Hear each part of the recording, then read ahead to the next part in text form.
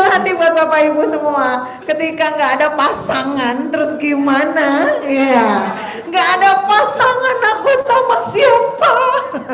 Jadi Bapak Ibu, saya juga pernah belum ada pasangan saat waktu saya menjalankan di RDAY ini. 7 tahun saya menjanda. Akhirnya saya mendapatkan jodoh bukan di sini, saya ijabah. Mbak Nadia, satu kata buat Mbak Nadia. Apa tuh? Cici menjadi janda nih. Mantan janda nih. Jadi Bapak Ibu, saat kemarin kita itu saya setelah mencermati ini, saya masuk dulu lagi terhadap urusan yang ini. Kenapa kalau ini udah sefrekuensi, aku terus gimana kalau nggak ada pasangannya? Bapak Ibu, ketika kita nggak ada pasangan, kita bisa ke orang tua. Bukan nenen tapi jangan langsung traveling nenen ya, bukan nenen, tapi bekti ke orang tua. Waktu saya itu lakukan seperti itu. Nggak ada orang tua laki-laki ke orang tua. Sebentar Bu, belum jadi komen dulu. Hilang lagi dah. Ibu hilang lagi deh. Nunggu. Jadi kalau nggak ada orang tua kandung, orang tua laki-laki atau perempuan, ke mertua, nggak ada juga mertuanya, kita ke suami kan nggak ada juga, jadi ke yang anak juga nggak punya nih Bapak Ibu, ya udah kita ke adik atau kakak, nggak ada juga adik atau kakak, dan sebatang kara kita di sini, jadi memang itu yang kita harus fokuskan. Jadi biarlah nanti Allah yang memberikan bagaimana jalan ceritanya, karena memang yang saya hadapi kemarin itu, ketika ada suami nggak ada suami itu berbeda banget. Terus ketika suami nggak ada, saya ke orang tua saya, itu sangat berbeda banget. Jadi maksudnya sangat berbeda ketimbang kita nggak bekti sama orang tua, itu beda banget rasanya. Saya tuh orangnya alfa, sangat-sangat yang modelnya itu kenceng. Jadi dominan, cewek-cewek dominan yang nggak mau kalah. Jadi ketika saya sama orang tua saya kecilin, terus pas di RDAY saya belajar, akhirnya saya berbakti sama orang tua saya, itu beda banget rasanya. Bedanya itu Allah memberikan berkahnya tuh luar biasa. Itu nggak cuman ini ya, omongan aja ya, yang kayak di sinetron-sinetron. Sampai dengan saya mencuci kaki ibu saya minum. Saya ngikutin aja main di sinetron, nggak ada tuh di resepnya Pak Haji mah nggak ada. Cuma saya ikutin aja, saking saya relanya untuk merelakannya, semua itu kan kerelaan ya. Terima kerelaan itu yang dipentingkan karena Allah meminta hal itu. Jadi apa yang bikin takjub Allah, saat itu saya bersujud sama ibu saya, minta maaf segala macam sambil tobat dan lain-lain, itu dilakukan juga nggak apa-apa. Jadi kalau yang paling gampangnya ketika punya ada pasangan, berbuatlah seperti Pak Marco dan Bu Vita. Jadi itulah namanya cinta kasih, kasih sayang, terima kasih. Ya, Bapak maaf, jangan ingat-ingat ya tadi ya, nggak boleh pinjol ya. Saya ingat terus loh, lihat Bapak tak warning terus nanti. Baik, sekarang Pak Haji Marco. Saya mau ke Pak Haji Marco lagi. Saya pernah ingat Pak Haji Marco pernah punya cerita. Ketika Pak Haji Marco keluar negeri, iya. Kan keliling dunia itu ya? Eropa. Keliling Eropa. Itu juga hasil dari sini kan? Betul. Nah, yakin akhirnya keliling Eropa. Kejadian tuh Pak, keliling Eropa tanpa Bu Mariam. Tanpa istri. Tanpa. Tiba-tiba, ya aku ingat ceritanya, saat Pak Haji Marco ke Eropa, istri ngasih kabar. Yeah. Kalau ada yang tanah apa ruko? Penggilingan yang mangkrak sudah bertahun-tahun. 17 tahun. 17 tahun penggilingan apa tuh? Penggilingan tuh Pak. Penggilingan padinya Pak Haji Marco tuh kayak pabrik gitu apa? Bentuknya kayak gimana? Betul. Modelnya kayak pabrik gitu. Modelnya kayak pabrik 1.500 meter. Nah, itu mangkrak. Dan tiba-tiba ditelepon lah Pak Haji Marco. Betul. Nah, inget ya ceritanya. Boleh Pak Haji Marco cerita dong. Buat teman-teman. Oke, ketika saya suruh Pak Haji untuk sholat tahajud 7 bulan, istri saya mulai ngeluh. Papa ini, ya Papa kan Januari, tanggal 1 Januari Papa mau udah tahajud 7 bulan. Ini mana buktinya? Karena ini belum kelihatan nih gede-gedenya. Terus istri saya ngomong, saya bilang, ya udah nanti Papa bilang aja ke Pak Haji. Pas saya bilang ke Pak Haji, kata Pak Haji, Haji Marco, lu jangan perhitungan sama Allah, biar Allah aja yang yang ngasih kapan dan di mana dan berapanya juga gitu. Jadi Saya bilang, jadi Pak Haji saya gimana dong, ini udah kelamaan kata saya. Ya udah, lu jalan-jalan dulu aja ke luar negeri, kalau pengen lu terkabul itu. Pak Haji jalan-jalan ke luar negeri, sedangkan lagi nol bang, lagi zero gitu. Itu dengan keyakinan tuh? Ya, kata Pak Haji, kalau nggak jalan-jalan ke luar negeri, lu nggak bakal terkabul, karena lu hatinya apa? Ngeluh. Oh ngeluh, oke. Ya, terus perhitungan kata Pak Haji sama Allah. Kapan? Itu selalu ngomong kapan aja. Akhirnya Pak Haji bilang gitu, ya udah, Haji Marco kalau mau terkabul, jalannya ke luar negeri. Saya bilang, wah gue salah nih, gue datang ke sini malah autor minta kabul, malah dimarah-marahin. Suruh keluar negeri dulu, mana nggak punya duit lagi gitu. Akhirnya saya keluar, saya jalan di sini. Salah nih gue kesini, suruh jalan lagi. Ngedumal ya? Buat bayar listrik kayak udah susah gitu kan. Apalagi ke jalan di luar negeri, keluarin dunia nyebutnya Pak Haji. Bas itu ya udah saya bilang saya pulang aja. Pak Haji ngomongnya kadang spontan biasanya. Spontan ya. Terus pas sampai rumah saya dapat telepon dari mantan bos saya. Marco di Indonesia kamu ngapain aja? Saya bilang saya lagi bantuin sahabat saya untuk anak-anak yang tanpa parent, tanpa orang tua. Tunggu, Pak Haji Marco kerja di mana dulu? Spill dong. Dulu saya terus terang itu zaman jahiliyah. Saya kerja di Hard Rock Cafe Jakarta di Sarinah. Jadi apa? Saya bartender dan bikin orang setiap hari mabok. Ngoplos ya, Bapak tahu ya bartender ya? Iya. Tapi duitnya kenceng loh, tipnya kenceng. Tapi dengan wasilahnya apa? Katanya kan kalau naik haji itu panggilan dari Nabi Ibrahim. Iya. Jadi saya naiklah haji tahun 2000. Tahun 2000 naik haji, pulang saya bingung. Berangkat saya ke Jakarta ke haji itu gitu. Saya kan banyak dosa tuh bikin orang-orang bikin mabok ya. Bikin oplosan. Saya bilang pas datang ke depan Ka'bah saya bilang Allah maafin saya Allah karena saya orang yang penuh dosa yang bikin seorang orang mabok. Karena saya tahu juga katanya kan di Mekah itu suka dibayar kontan ya. Wah, saya itu ampun Allah, ampun saya dimultajam terus di mana-mana saya ngucapin astagfirullahaladzim saya penuh dosa gitu. Alhamdulillah semuanya lancar. Terus pas saya pulang ke Indonesia mau balik ke kantor, ya masa gue udah jadi haji bikin minuman keras sih, saya juga gak enak juga. Gimana gue ya gitu ya. Akhirnya saya bilang, ya Allah masa gue jadi jadi Pak Haji pulang dari haji bukan yang siar Islam atau doa-doa, ternyata saya bikin orang-orang pada mabuk karena di Hard Rock itu ya kalangannya tengah tinggi-tinggi ya, ekonominya juga orang-orangnya juga orang kaya semua lah ya. Semuanya. Terus dan saya di situ sebagai the best seller. Penjualan saya benar-benar bagus. Ya, makanya saya dapat pergi ke Australia, Sydney, terus ke Bangkok saya gratis. Plus saya itu sebagai the best PR, public relation atau kata kita mah kemasyarakatan. Jadi alhamdulillah saya dapat banyak bonus dari perusahaan. Setelah itu saya bilang wah saya udah jadi haji masa jadi bartender saya kerja di sini. Akhirnya saya resign, saya bikin material di Bogor. Terus habis itu biasa kita main hura-hura di Hard Rock, kita kadang-kadang angkat semua. Pas kita udah pulang dari haji, terus kita dari haji kita di rumah di Bogor sepi banget. Dan kalau di kampung itu kalau kita banyak duit itu kayak raja Pak. Tapi kalau nggak punya duit kan bingung mau pinjam ke siapa gitu. Nah, jadi akhirnya saya bilang ya gue harus usaha bikin toko material.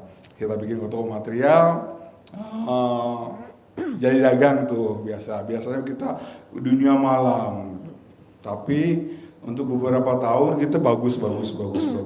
Setelah itu ketika ada saingan di depan Chinese ya, seberang saya Alfamart, di sebelahnya itu material toko Cina. Saya biasa jual semen tuh 53.000, dia bisa jual 50.000. Orang-orang berak itu semua. Nggak laku deh Kalau dia. aku deh lama-lama saya sudah bilang astagfirullahaladzim ya Allah saya kurang apa Allah. Akhirnya kita nyalain diri kita sendiri. Kurang gue itu apa gitu. Sampai-sampai orang pada punya utang ke saya pada belanja ke dia semuanya. Akhirnya saya bingung cari apa orang-orang pinter. Dari Bogor, ini banyak motor pinter ya. Oh gitu. Orang Bogor pinter-pinter loh. Oh gitu, orang Bogor pinter-pinter ya. Sampai ke Jakarta, Banten, Ujung Kulon, Jasingan apalagi banyak. Terus ke Sukabumi, Cianjur, ke Bandung, sampai ke Garut sana, ke daerah Pemumpuk. Saya cari orang pinter dan semuanya gratis Pak. Karena mungkin saya datangnya pakai mobil apa dia tuh aturan air aqua yang segini itu 10.000 dikasihnya ke saya 250.000. Karena kita pakai mobil. Terus bilangnya apa? Suruh Bapak ada datang ada orang minta juga suruh apa? Saya suruh beli kambing. Harganya mungkin kambing adanya 2,5 juta Iya, tapi kalau saya 5 juta, akhirnya itu kayaknya orang-orang pada itu ngeduitin saya.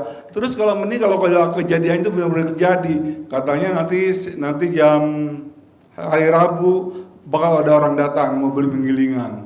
Saya tungguin, saya udah keren apa. Terus nggak ada satupun datang. Wah ini bohong ini. Terus untuk itu untuk material saya lama-lama saya di material itu lama-lama biasa dapat uang 28 juta karena cuma dapat 1 juta, sedangkan supir, kendek semuanya Harus dibayar.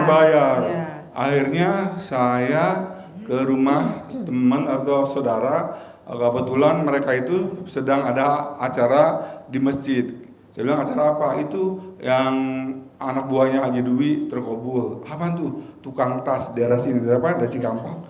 Tukang tas KW itu Pak. Terus saya bilang terkabulnya apa?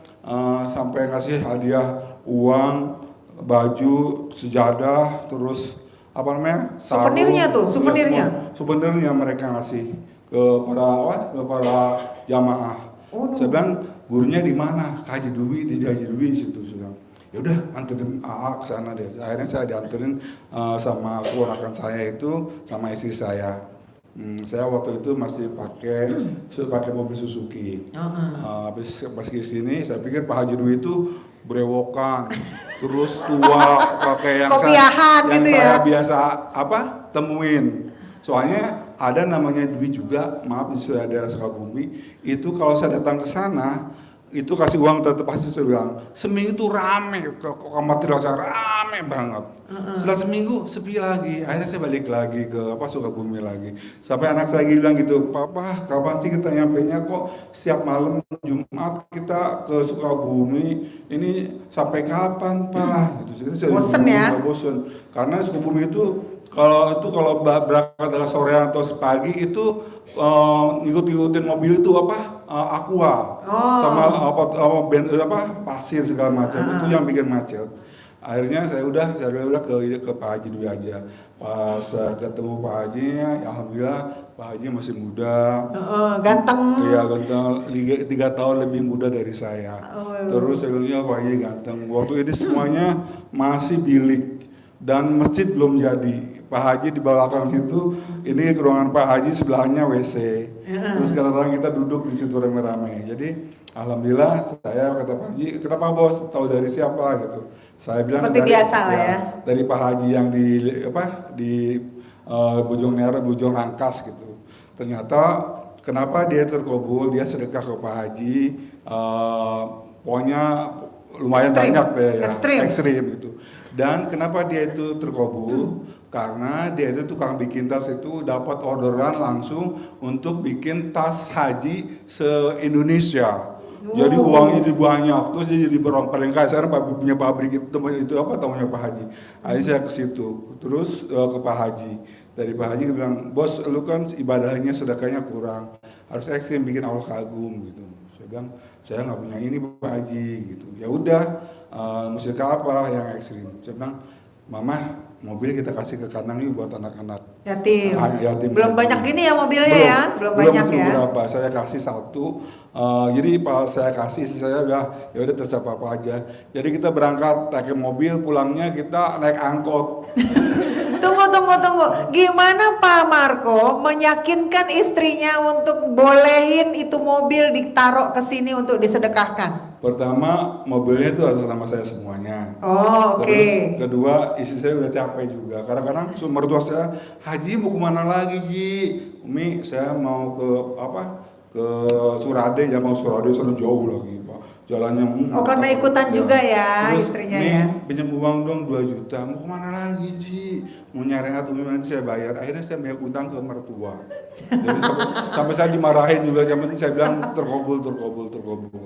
Terus pas saya pulang naik mobil angkot, nunggunya lama, hujan lagi ya Allah, itu proses.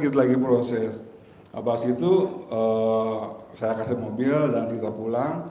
Besoknya biasa itu kita lagi demam ke Pak Haji, datang lagi ke sini. Saya pakai mobil Grand Max waktu itu yang warna abu-abu.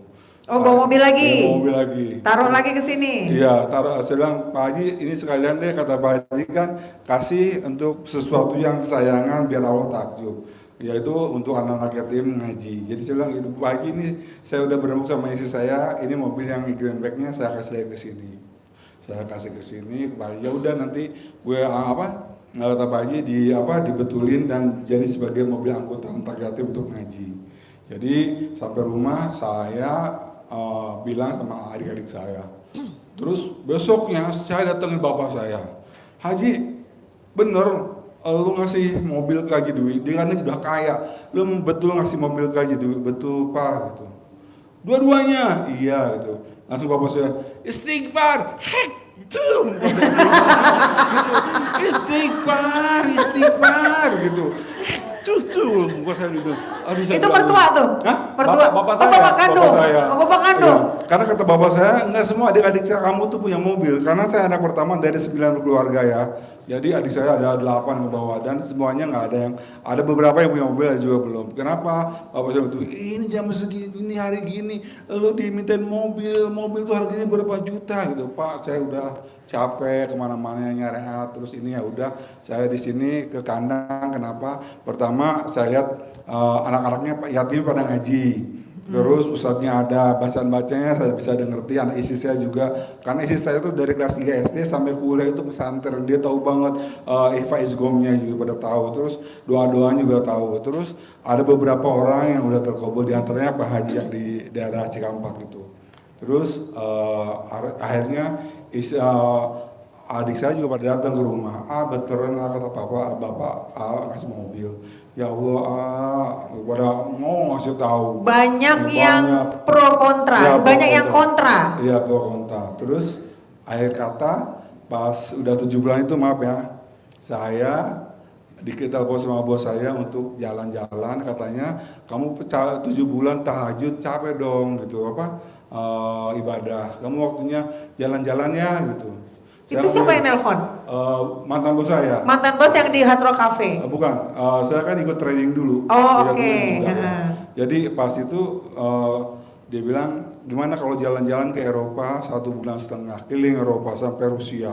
Dari di Jerman, Denmark, semuanya, Prancis, semuanya kita keliling. Gratis? Gratis, tis. Saya bilang, saya nggak punya uang, nggak apa-apa gitu. Tiket, uang saku, hotel, semuanya saya yang bayar. Jadi saya sama keluarga mereka berangkat jalan-jalan ke Eropa. Kenapa saya diikutin? Karena istri beliau sakit. Sakitnya itu kalau lagi belanja di mall tiba-tiba blek ya. Tahu-tahu berapa hari kemudian udah rumah sakit kayak gitu. Jadi itu mencegah itu dan mereka juga sudah datang sama saya, jadi saya diajak. Dan waktu saya di Jerman itu istri saya telepon, Papa itu penggilingan padi mau dijual berapa gitu. Itu penggilingan padi yang sudah mangkrak bertahun-tahun. Ya, 17 tahun. Kenapa? 17 tahun. Penggilingan padi itu saya mangkrak karena di keliling tempat saya itu udah nggak ada sawah, adanya perumahan-perumahan.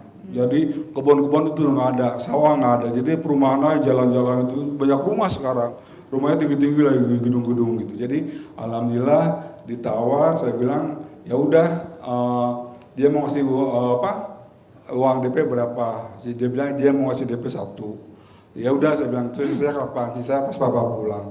Alhamdulillah itu pas 7 hari ketika saya senang di Eropa, lagi nggak kepikiran masalah utang, masalah orang lagi nagih. Terus terangnya kalau lagi nagih, kalau kita punya utang itu, kalau siang jadi hinaan orang, malam jadi pikiran kita mikir, aja. Sedih, Iya, sedih iya. banget. Terus saudara pada jauh. Iya benar. Kalau ada duit saudara kenceng deket ya. Datang. Pas saya udah datang, itu deal semuanya. Bapak saya datang. Deal apanya nih yang tadi itu? Ya semuanya udah dibayar semuanya. Mobil saya ganti Novo yang baru segala macam. Oh jadi itu kebeli tuh. Kebeli semuanya ganti. Si mangkrak tadi dibeli orang jadinya. Iya dibeli orang. Alhamdulillah, tepuk tangan Bapak Ibu. Dan yang beli itu orang Arab. Yang beli orang Arab. Jadi ada TKW kerja di Arab, terus menikah atau apa di sana ya, terus Iya. selesai dia pengen suaminya itu pengen istrinya punya pekerjaan, punya usaha. Nah itu dengan nyangka-nyangka jadi Allah manggilnya orang Arab dari sana, bukan orang Jauh ya. Irian, bukan orang Bogor, dia orang Arab. Jadi Iya. pas udah dibayar, saya bayar semua jakat-jakatnya, semua beres-beres semuanya. Bapak saya datang lagi, Haji masih datang ke kandang, iya. Ya udah istiqomahin aja. Ya. Tepuk tangan Bapak Ibu. Terus adik saya juga ketika saya banyak duit kan, wah saya juga kasih dong gitu. Adik saya pada datang, masih ke kandang nggak? Masih, alhamdulillah gitu. Ya udah salamin nih buat Pak Haji Dwi. Itu duit itu yang bikin berubah ya, kita punya duit orang pada ngejauh semua. Tunggu. Berarti Bapak Ibu di mana benang merahnya ini? Tadi Pak Marco bilang, di saat saya gembira, saya nggak berpikir apa-apa, saya tinggalkan semua urusan saya, di depan mata saya kerjakan, yaitu apa? Jalan-jalan yang digratiskan sama mantan bosnya, itu yang gerakkan mantan bosnya siapa? Allah.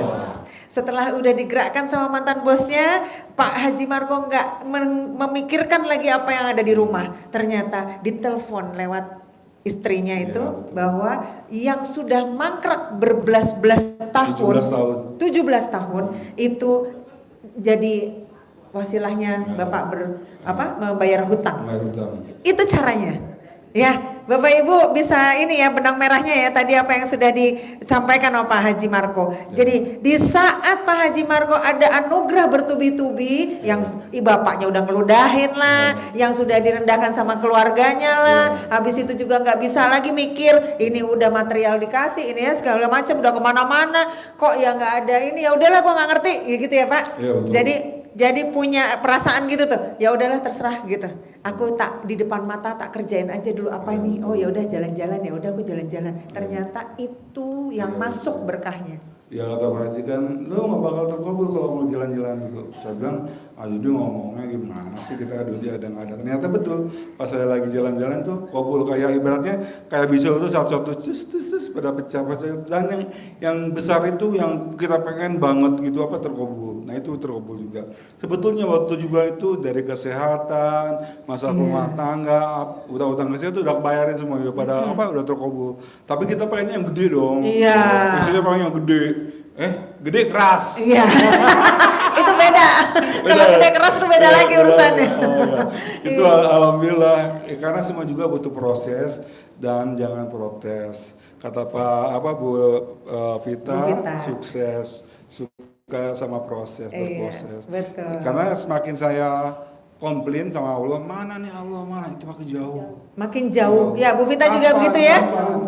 Kapan gitu. Jadi usahain kata-kata seperti itu diusahain dibuang, dijauhin dan kita kan udah selalu bilang la haula wala quwata itu artinya kita udah serahin aja semuanya hidupku matiku serah Allah aja. Kita terserah Allah jangan karena Haji Dwi misalnya kita ke Haji Dwi hanya pengen Haji Dwi yang ngabulin emang aja Dwi Allah. Sana yatim yang pada ngaminin mana yatim bisa. Itu kan mereka juga lebih parah sama kita. Jadi kita intinya harus yakin, berproses, jangan protes. Yakinnya kenapa? Karena kita udah, maaf ya, ibaratnya kita mau ke pasar malam udah beli tiket, kita boleh ikutin mau apa ya kalau maaf ya misalnya kayak kedupan kita udah beli itu yang terusan bisa main, bisa main ini, main itu, bisa ini itu seperti kadang juga kita udah sedekah ke kandang dan kita mau ijabnya mau apa itu ibaratnya udah ada keluh-keluhnya itu dari rakyat yatim bahwa kita itu udah termasuk anggota yang RDAE dan sebetulnya sedekah itu juga buat kita nanti di akhirat Kalau nanti kita di akhirat, kita kan mau ke Bogor aja mau ke RDR harus punya bekal. Apalagi kita di akhirat, kita nggak tahu berapa juta tahun kita di akhirat. Kalau kita nggak punya bekal atau sedekah atau ibadah, kita bingung mau kemana kita. Jadi pastinya kita ngasih ke anak yatim itu sebagai bekal kita, dan dari bekal itu kita dapat kemudahan-kemudahan di akhir dunia untuk hajat kita cepat terkabul. Buat bapak-bapak ibu-ibu, saya lihat bapak-bapak ibu di sini pasti berhasil dan terkabul. Pasti kabul. Semangat Jadi, ya. semangat Bapak Ibu untuk yang baru datang.